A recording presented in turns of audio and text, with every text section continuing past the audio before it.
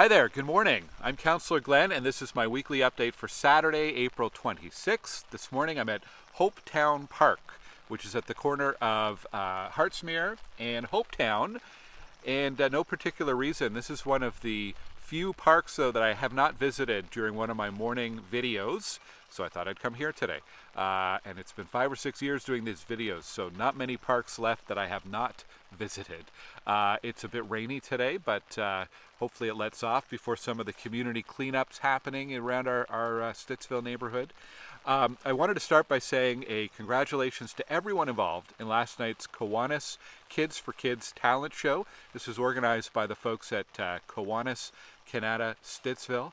It takes a lot to put on those shows, so thank you to the volunteers for putting that together.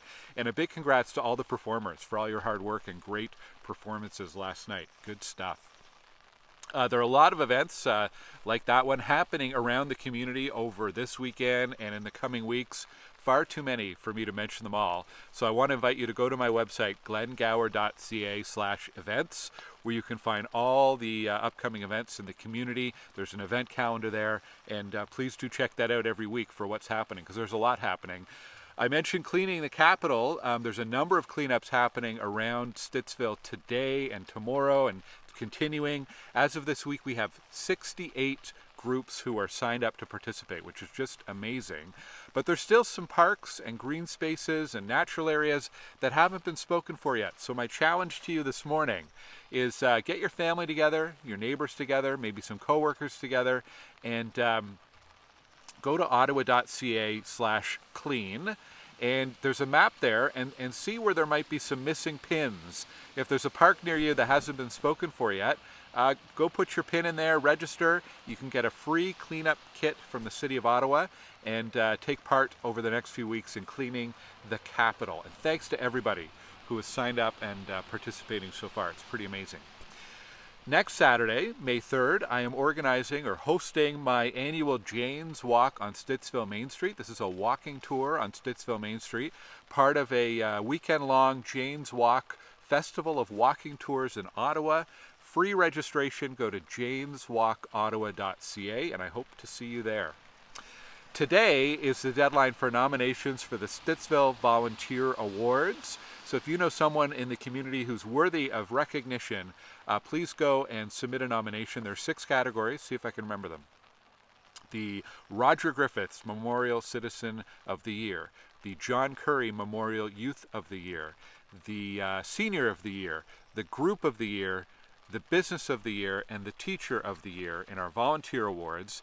It's a pretty easy thing to go and nominate someone, so go check out glengower.ca/volunteer for more information. On my website, my team and I post information almost every day, so please check that out on a regular basis. I didn't do an update last week on Easter weekend. I hope you had a good long weekend, by the way. Happy Easter. But I did post something about some changes that may be coming to zoning on Stittsville Main Street, and it's a little bit into the weeds. It has to do with an update the province made to the provincial planning policy. This is kind of a master policy that governs how planning and development happens in cities across the province. It's a very small change in this case, but what it could mean is a change to the Stittsville Main Street zoning. A decade ago, the community got together, worked with the city to develop the Stittsville Main Street Community Design Plan and Secondary Plan, and one of the key parts of that was a 4-story height limit along the length of Stittsville Main from Hazeldean to Bobcat. This small change to the provincial policy, the way that our city staff are interpreting it is that they have to remove the height limits on parts of Stittsville Main Street to go to 9 stories close to Hazeldean and 6 stories kind of in the middle part, pardon me, around Hoban Street and Frederick Banting and so on. I don't entirely agree with that interpretation, and we're going to work on this, but I want people to be aware.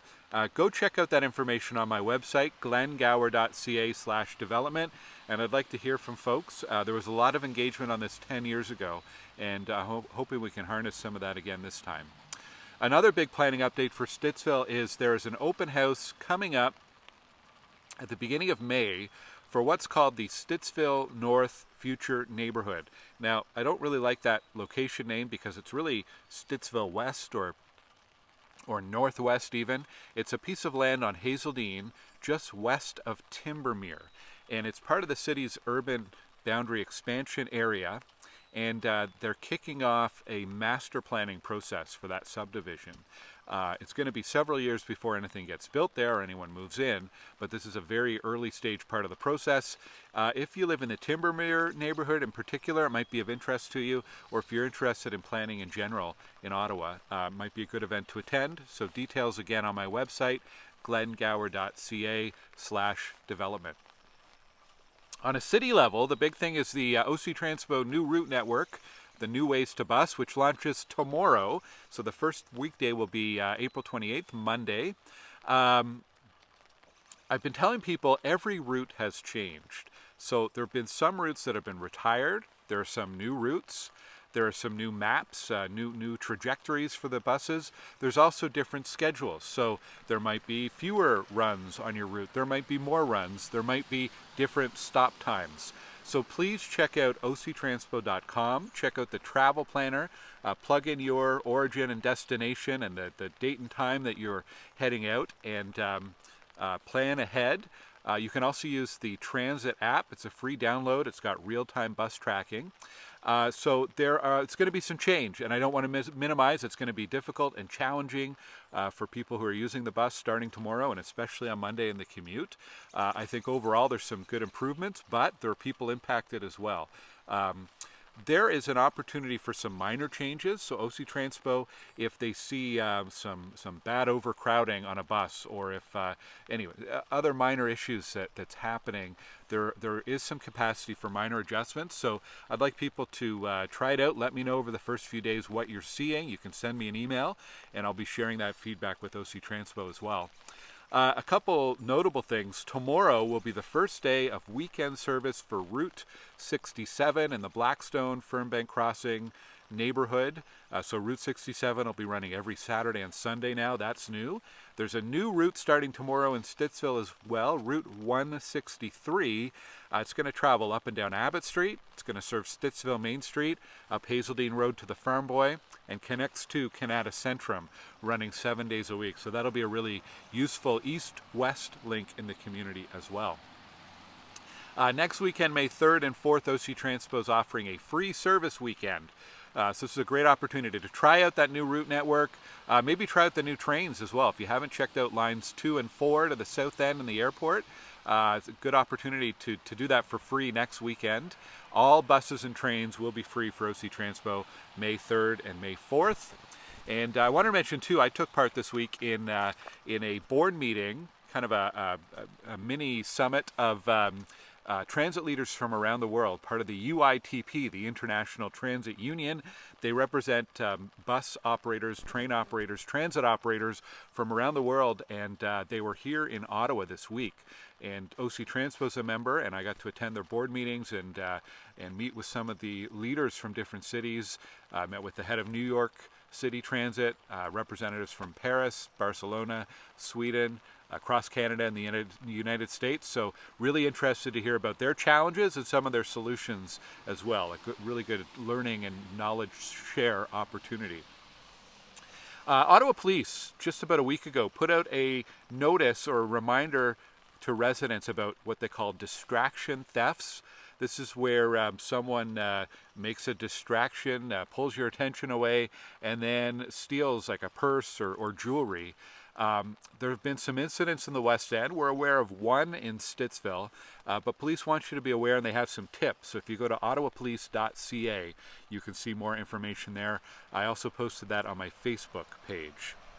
It's bear season. There was a bear sighting yesterday in the Kanata area, and it's not super common, but in the springtime, sometimes we do see bears coming close to our urban areas. In Stittsville, particularly west of Stittsville, along the Trans-Canada Trail towards the Goulburn wetlands. Sometimes you see them on the Trans-Canada Trail or near the Pool Creek corridor as well. I've got some information on my website on what you can do if you encounter a bear, but also how to prevent encounters with a bear. And a couple things you can do. One is bring your bird feeder inside.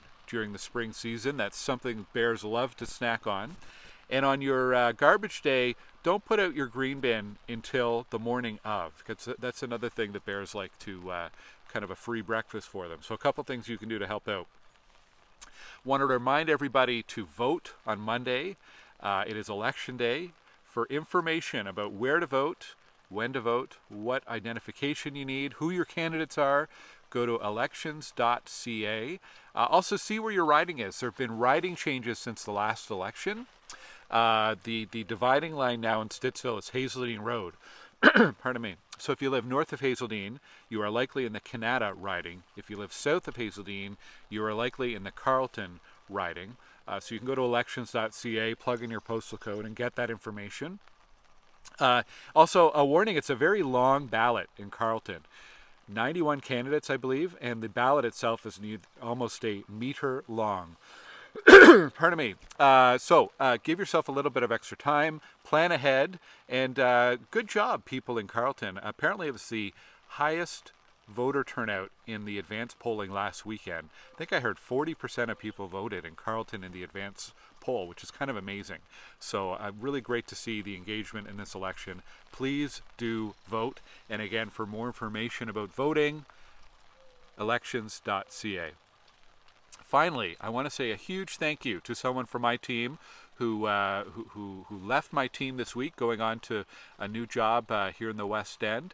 Really happy for her. Amélie, thank you. Amelie's been with my office for nearly 6 years and has been involved in our volunteer awards, our commemorative naming ceremonies. I know a lot of residents would have interacted with Amélie as well. She's really going to be missed, and Amélie, thank you for all your help and everything you've done for the Stittsville community over the past few years, and good luck.